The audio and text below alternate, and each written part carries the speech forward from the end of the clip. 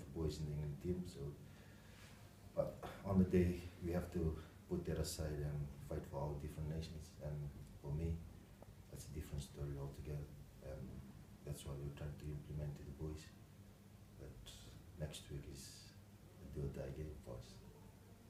John, it's been suggested that the big problem you're going to have is against England is up front in the with an inexperienced and front row playing amateur rugby really in Fiji. Is that an unfair analysis, and how can they cope with what's considered to be one of the best packs in the world?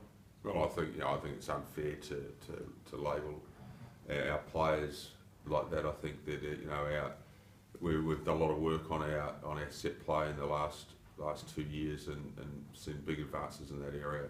We know Test match rugby, that's a critical part of the game. You can't hide away from the set play, and England will come to the game to exert tremendous pressure in that area of the game to try to squeeze us out of the game.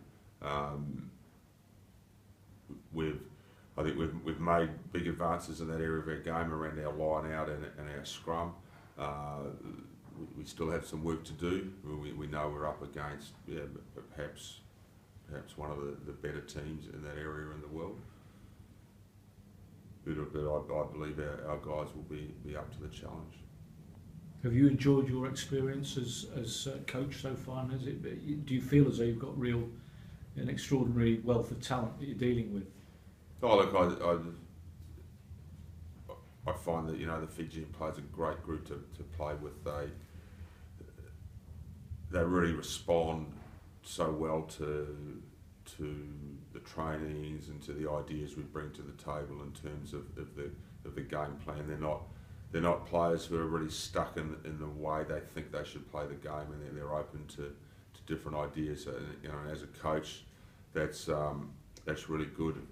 We've got a good group of senior players, and I really enjoy the time of discussing with senior players around around the things that we need to do to make us a better team, and these senior players also are quite good drivers within the group. That we've got some very experienced players here. We've got players who it's their first Rugby World Cup.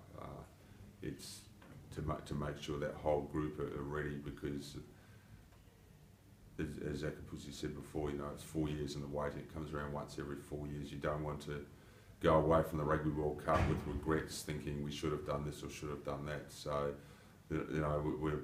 I think all our organisation around the team is very good. We've got very good drivers within the team, and the players will be ready.